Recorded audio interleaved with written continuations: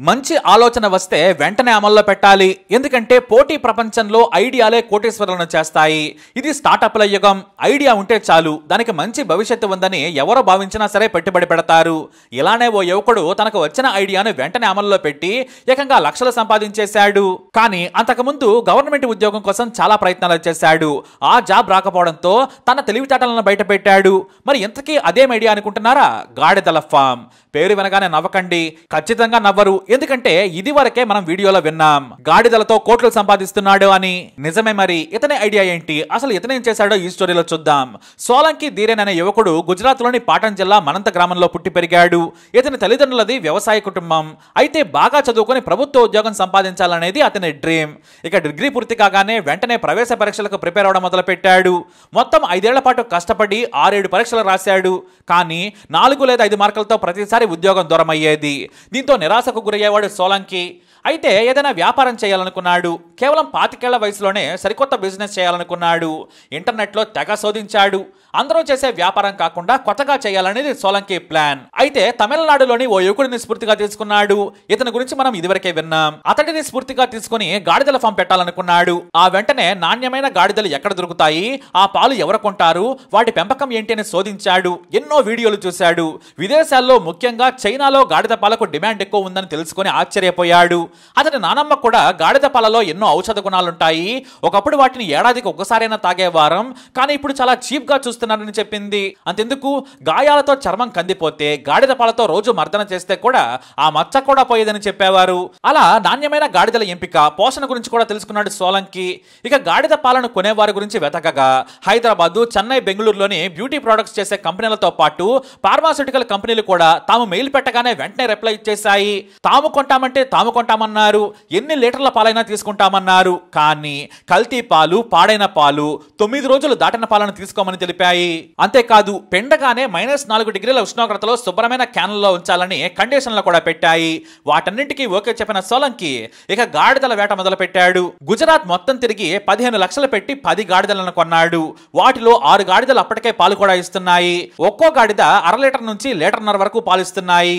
ఆ వెంటనే పాలను సేకరించి నిలువ చేయడం మొదలుపెట్టి వాటిని చెన్నై, బెంగళూరు, హైదరాబాద్ కు ఇన్ టైంలో పాలను పంపేలా ఏర్పాట్లు చేసుకున్నాడు. సోలంకి 15 లక్షలు పెట్టి గాడిదలు కొంటే అందరూ తిట్టారు. చివరకు తండ్రి కూడా కోప్పడ్డాడు. కానీ సోలంకి పట్టు మాత్రం వదలలేదు. గ్రామంలోని స్నేహితులు కూడా డైరీ ఫామ్ బెటర్ కదా అన్నారు. అయినా కూడా లాభం ఎక్కువ వచ్చే వ్యాపారం చేయాలనేది నా ఉద్దేశం అన్నాడు సోలంకి. అలా మొదలు పెట్టాడు వ్యాపారం. మొదట 10 లీటర్లను కంపెనీలకు అమ్మేవాడు. డిమాండ్ ను సీజన్ ను బట్టి లీటర్కు 2000 నుంచి 7000 వరకు ధర వస్తోంది. వాటిని పరిశీలించిన కంపెనీలు నాణ్యతను చూసి ధరను కూడా వారే నిజాయితీగా లెక్క కడతారని చెబుతున్నాడు సోలంకి. ఎందుకంటే వారికి గాడిద పాలు చాలా కీలకం. మరీ ముఖ్యంగా బ్యూటీ ప్రొడక్ట్స్ తయారు చేసే కంపెనీలు ప్రతి ఖరీదైన క్రీమ్ నుంచి సోప్ వరకు మెడిసిన్స్ లో కూడా ఈ పాలు విరివిగా ఉపయోగిస్తారు. దీంతో యావరేజ్ గా లీటర్కు 5 నుంచి 6,000 ధర పలుకుతోంది. కొన్ని నాణ్యంగా పాలు ఇవ్వవు. ఎందుకంటే మొదటిసారి పాలిచ్చే గాడిదలు చాలా పలుచగా ఉంటాయట. తాను కొన్నప్పుడు ఒక్కో గాడిద వయసు బట్టి 50 నుంచి 70,000 పెట్టినా దొరకలేదన్నాడు సోలంకి. కానీ నేడు సోలంకి దగ్గర 60 గాడిదలున్నాయి.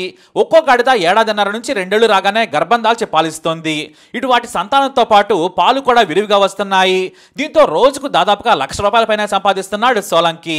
ఈ సంపాదన చూసి గ్రామస్తులు కూడా షాక్ అయ్యారు. నెలకైతే ఎలా లేదన్నా కూడా 30 లక్షల పైనే.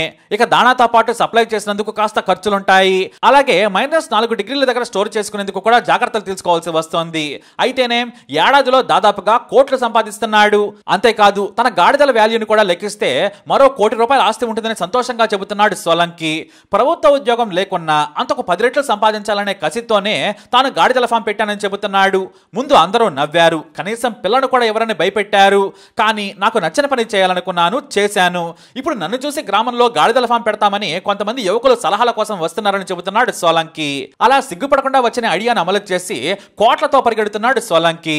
అయితే విదేశీ కంపెనీలు లీటర్కు 20,000 కూడా ఇచ్చేందుకు సిద్ధంగా ఉన్నాయి. కాకపోతే ట్రాన్స్పోర్టేషన్ సమస్యగా ఉందంటున్నాడు. భవిష్యత్తులో వాటిని కూడా అధిగమిస్తానంటున్నాడు సోలంకి. ఎందుకంటే గాడిద పాలను తను సప్లై చేసే కంపెనీలో పౌడర్ గా మార్చి విదేశాలకు ఎగుమతి చేస్తున్నారని చెబుతున్నాడు. అలా గాడిదలను పెట్ యానిమల్స్ గా ముద్దు చేస్తూ వ్యాపారాన్ని ఎంజాయ్ చేస్తున్నాడు సోలంకి. ఇది నిజంగా ఇన్స్పిరేషన్ కదా. ఎవడో ఏదో అనుకుంటాడని సిగ్గుపడకండి. ఆ సిగ్గు వదిలేసి మీకు నచ్చిన పని చేయండి. ఆ సిగ్గు వదిలేసి నిజాయితీగా మీ పని మీరు చేయండి. ఖచ్చితంగా విజయం వరిస్తుంది. మరి మీరేమంటారు? మీ అభిప్రాయాన్ని కామెంట్ ద్వారా తెలియజేయండి. వీడియోని లైక్ చేయండి, షేర్ చేయండి, మా ఛానల్ని సబ్స్క్రైబ్ చేసుకోండి.